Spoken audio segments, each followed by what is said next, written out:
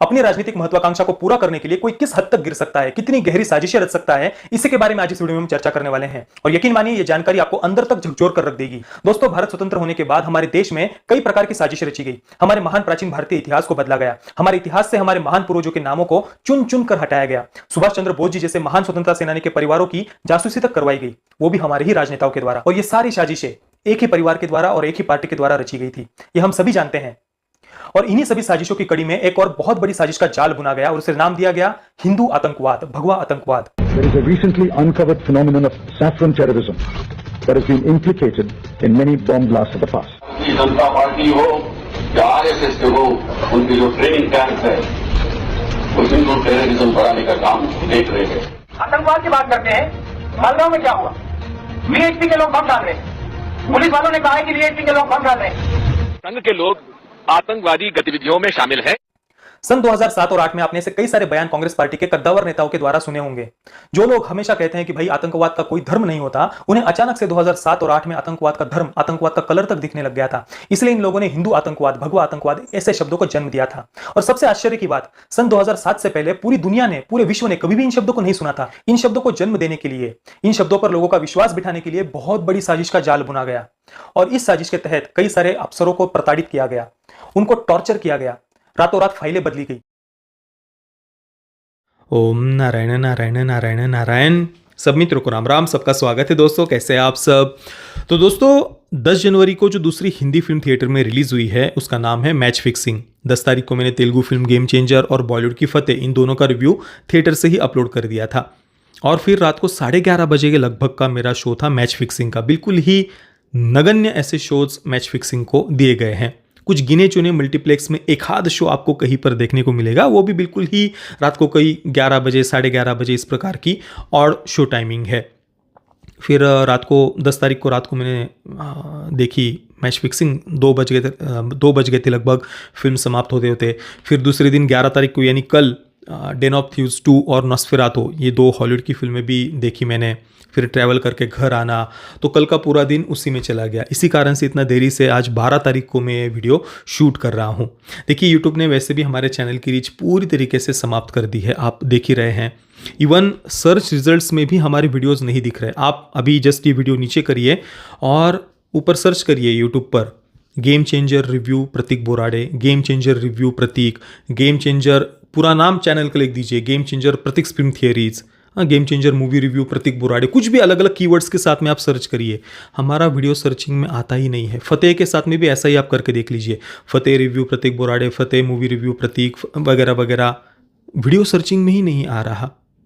इस प्रकार से चैनल की पूरी रीच यूट्यूब समाप्त कर रहा है। तो आप सभी मित्रों से प्रार्थना है, वीडियो को लाइक और शेयर अवश्य अवश्य करना।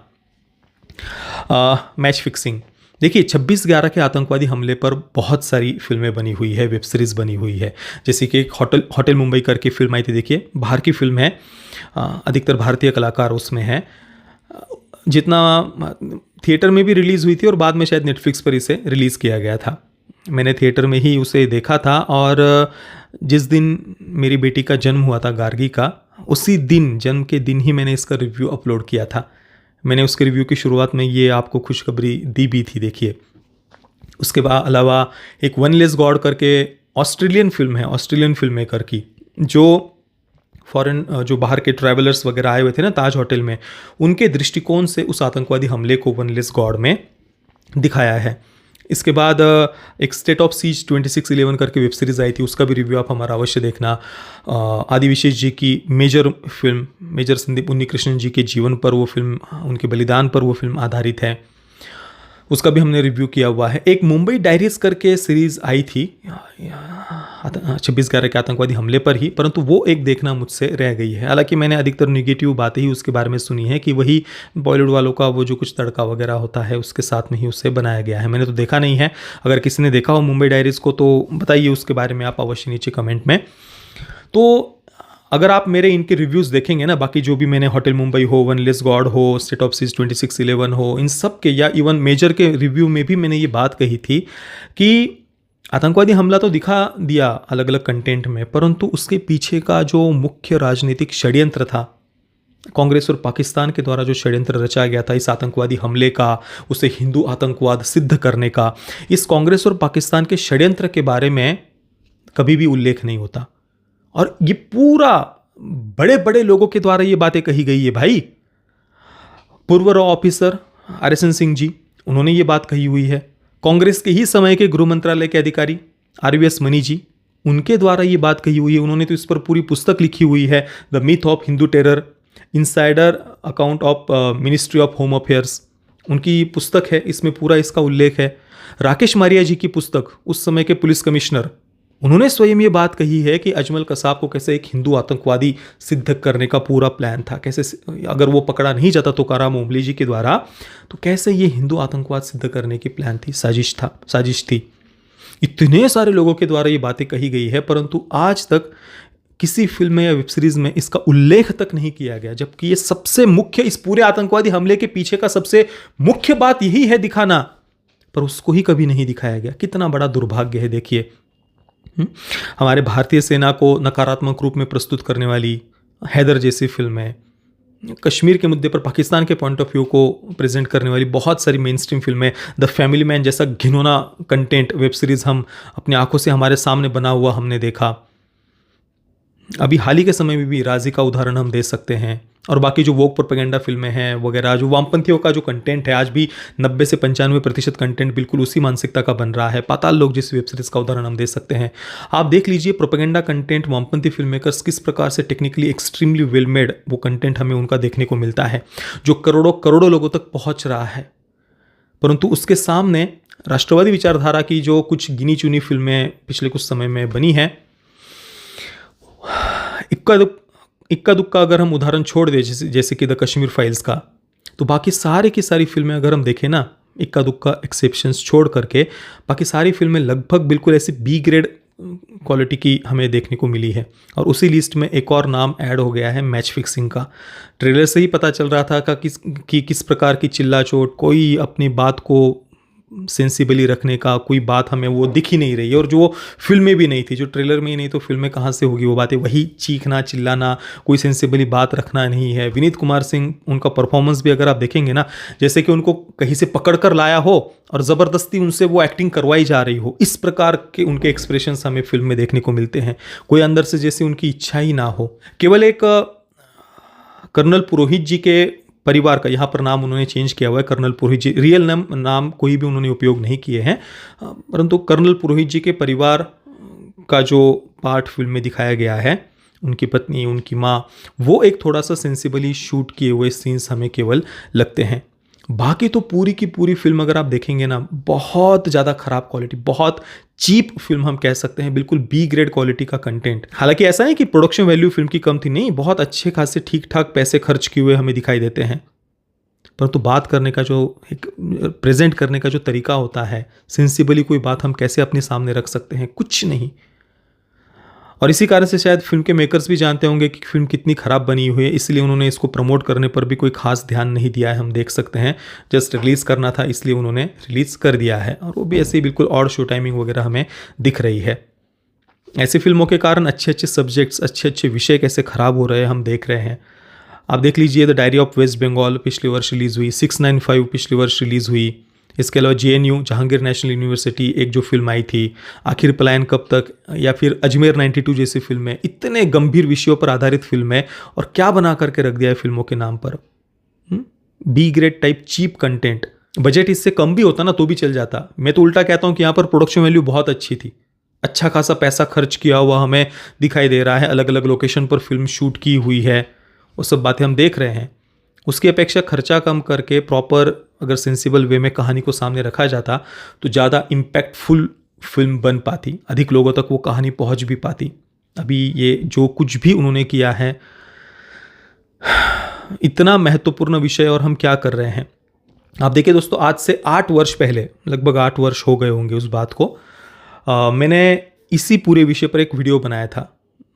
ये जो कुछ भी हिंदू आतंकवाद सिद्ध करने के लिए कांग्रेस का षड्यंत्र था ना, उस समय तो मेरे पास मतलब वो लिनोवो का वाइप K5 फ़ोन था, कुछ वो 11,000 का फ़ोन था, तो वो वीडियो क्वालिटी वगैरह ख़राब है। तो ये सारे जो फैक्ट्स है, तथ्य हैं, ऐसा नहीं कि बिल्कुल छुपा करके रखे गए हैं या कभी वो बातें सामने आई ही नहीं है, नहीं, वो सामने आई हुई है, कई वर्ष हो गए, परंतु अभी तक कोई ढंग की फिल्म इस विषय पर नहीं बन पाई। आप सोचिए कितना भयावह ये षड्यंत्र है, कितनी बढ़िया पॉलिटिकल थ्रिलर इस पर बनाई जा सकती है, कितनी बढ़िया, कितनी इंटेंस पॉलिटिकल थ्रिलर बनाई जा सकती है, कैसे कैसे डिस्कशंस उसमें हम दिखाए जा सकते हैं अलग अलग विचारधाराओं को लेकर के। अभी इस फिल्म में लेफ्ट विंग, राइट विंग, इस प्रकार के शब्द जो उपयोग भी किए हुए हैं ना, वो इतने बचकाने लगते हैं, मैच फिक्सिंग की मैं बात कर रहा हूँ, इतने बचकाने लगते हैं कि वो सुनकर ही क्रिंज फील होता है। ऐसा लगता है कि किसी व्यक्ति ने नए नए कुछ ये शब्द सुन लिए हैं, लेफ्ट विंग, राइट विंग, और उसने कुछ डायलॉग्स लिख दिए हैं। मैंने आरवीएस मनी जी की जिस पुस्तक का भी उल्लेख किया, अभी भी किया है, और इससे पहले भी मैंने जो अलग अलग जो 26/11 पर आधारित जो फिल्में, वेब सीरीज आई हुई है ना, उन सब में मैंने उस पुस्तक का उल्लेख किया हुआ है, और कई बार मैंने कहा कि इस पुस्तक पर फिल्म बननी चाहिए। तो उस पर तो ये फिल्म आधारित नहीं है, परंतु रिटायर्ड कर्नल कंवर खताना जी, उनकी पुस्तक the game behind saffron terror, इस पुस्तक पर यह फिल्म आधारित है। पुस्तक आप कोई भी लीजिए, परंतु उसको प्रेजेंट प्रॉपर वे में किया जाना चाहिए था, जो ये फिल्म करने में नाकाम होती है। और फिल्म की शुरुआत में तो कुछ कुछ सीन्स ऐसे हैं जहाँ पर जैसे पाकिस्तान कांग्रेस को आइडिया दे रहा हो कि आप लोग कैसे यहाँ पर हिंदू आतंकवाद का ये पूरा रच सकते हैं, ऐसा ऐसा करिए तो ऐसा होगा। मतलब भाई, क्या कांग्रेस कोई दूध पीता बच्चा तो नहीं कि उनको पाकिस्तान के आर्मी के जनरल वगैरह कोई आकर के बताएगा और फिर कांग्रेस को समझ में आएगा कि हाँ यार, ऐसे हम हिंदुओं को आतंकवादी सिद्ध कर सकते हैं। ये तो भाई कांग्रेस दशकों से करती आई है। ये कांग्रेस के लिए तुष्टीकरण की राजनीति हो या हिंदुओं को टारगेट करना हो या जो कुछ भी झूठा पाठ्यपुस्तकों के माध्यम से जो कुछ भी हम झूठा इतिहास पढ़ते हैं, या जो वामपंथी इतिहासकारों को जिस प्रकार से यहाँ पर पाल पोस कर बड़ा किया गया कांग्रेस के द्वारा, तो वो सब जानते हैं कि हिंदुओं को कैसे टारगेट करना है, हिंदुओं की कल्चरल आइडेंटिटी को समाप्त करने के लिए क्या क्या षड्यंत्र रचने हैं। तो वो पाकिस्तान का कोई आकर के बताएगा और फिर कांग्रेस को आइडिया आएगी। ये जो कुछ थोड़ा सा लगता है ना शुरुआत में, वो बिल्कुल ही बचकाना लग रहा था। बाकी कांग्रेस देश में जो कुछ भी स्वतंत्रता से पूर्व और स्वतंत्रता के बाद में कितने बड़े बड़े भयावह षड्यंत्र हुए हैं, और एक एक षड्यंत्र पर बड़ी बड़ी पॉलिटिकल थ्रिलर्स बन सकती है प्रॉपर वे में अगर उनको प्रेजेंट किया जाए तो। चलिए, कुल मिलाकर फिल्म तो बहुत ही बचकाना थी।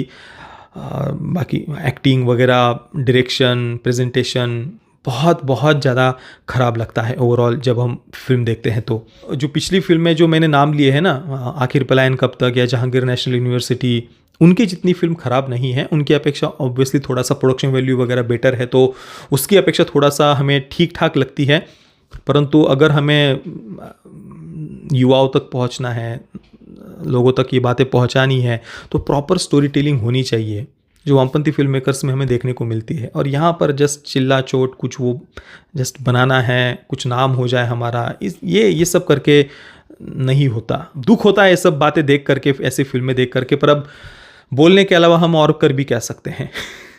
चलिए, बाकी तो ये बातें हमने कई बार की हुई है, जितने भी मैंने इस पर वीडियोस बनाए हैं। आप हमारा होटल मुंबई का रिव्यू देख लेना, उसमें मैंने विस्तार से ये सारी चर्चा की हुई है, कैसे हिंदू आतंकवाद का षड्यंत्र रचा गया था। या आज से लगभग 8-8.5 वर्ष पहले जो मैंने वीडियो बनाया था, साध्वी प्रज्ञा जी को कैसे फंसाया गया, कर्नल पुरोहित जी को कैसे फंसाया गया, पाकिस्तानी आतंकियों को छोड़ कर के कैसे हिंदू आतंकवाद का नैरेटिव गढ़ने के लिए साध्वी प्रज्ञा जी, कर्नल पुरोहित जी को फंसाया गया। ये बातें कई बार, कई वर्षों से हम हमारे चैनल पर करते आ रहे हैं, और केवल 8-8.5 वर्ष पहले की बात नहीं है। जब मैं मेरे गुरुदेव के आश्रम में भी था, 2004 में ही मैं समर्पित हुआ था, और जब ये 2007-8 में पूरा षड्यंत्र रचा जा रहा था ना, तब मेरे गुरुदेव पूज्य संत श्री आसाराम जी बापू जी ने कई बार साध्वी प्रज्ञा जी के समर्थन में बातें कही थी, लाखों लाखों लोगों के सामने सत्संग में। तो तब से ही ये सारे षड्यंत्र के बारे में मुझे, मतलब गुरुदेव के द्वारा हमें जानने को मिला था, और इस कारण से ये बातें पता है। बाकी मीडिया वगैरह में तो अभी थोड़ा 2015-16 के बाद में ये बातें आने लगी, क्योंकि अभी राष्ट्रवादी विचारधारा की सरकार है, तो आरवीएस मनी जी और उनकी आवाज़ को भी मीडिया ने जगह दी। नहीं तो पहले तो ये सब बातें कभी मेन स्ट्रीम में आती ही नहीं थी। इतने बड़े बड़े षड्यंत्र रचे जा रहे थे हिंदुओं को आतंकवादी सिद्ध करने के लिए, या इशरत जहाँ आतंकी नहीं है, हाँ, इसके लिए जिस प्रकार से आरवीएस मनी जी को प्रताड़ित किया गया था, ये सब कुछ हो रहा था 2014 से पहले। और गुरुदेव की कृपा से उस समय पता भी था हमें ये, क्योंकि मेरे गुरुदेव सबको बताते थे इन सारे षड्यंत्रों के बारे में, ये देश तोड़ने वाली ताकतें कैसे काम कर रही है उसके बारे में। बाकी मैच फिक्सिंग को मैं दूंगा 4 out of 10 stars. Parental guidance की कोई भी आवश्यकता नहीं है, फिल्म में कोई सेक्स, न्यूडिटी, वायलेंस वगैरह कुछ भी नहीं है और यूएस सर्टिफिकेट के साथ इसे थिएटर में रिलीज़ किया गया है। बाकी अगर कुछ मित्रों ने ये फिल्म देखी हो तो आपका अनुभव कैसा रहा मुझे आप नीचे कमेंट में अवश्य बताना। ये वीडियो देखने के लिए आप सभी मित्रों का बहुत बहुत धन्यवाद। जय श्री राम, वंदे मातरम।